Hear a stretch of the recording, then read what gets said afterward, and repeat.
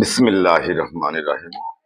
বাংলাদেশ সহ বিশ্বের সকল শ্রমিক ভাই বোনদের প্রতি সম্মান শ্রদ্ধা জানিয়ে আমি আমার ভিডিও শুরু করছি।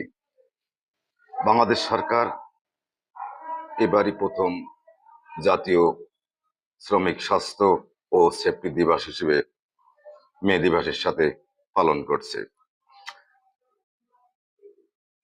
1886 খ্রিস্টাব্দে আমেরিকার শিকাগো শহরে হেমার্কেটে শ্রমিকরা 8 ঘন্টা কাজের দাবিতে একত্রিত হয়। পুলিশের উপস্থিতিতে অজ্ঞাত এক ব্যক্তি সেই মিছিলে বোমা নিক্ষেপ করলে পুলিশ শ্রমিকদের উদ্দেশ্যে গুলি বর্ষণ করে। সেই গুলিতে 8 থেকে 10 জন শ্রমিক ভাই নিহত হয়।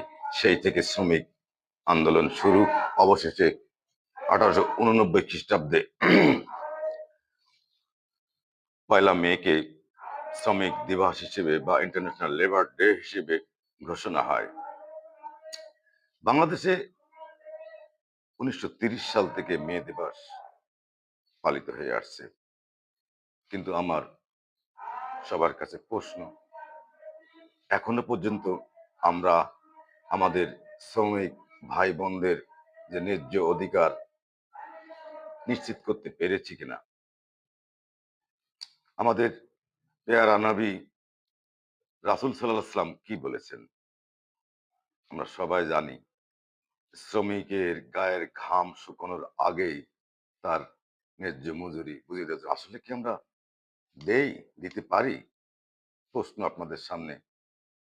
সবাই পৃথিবীর যে যেখানে থাকেন ভালো থাকবেন।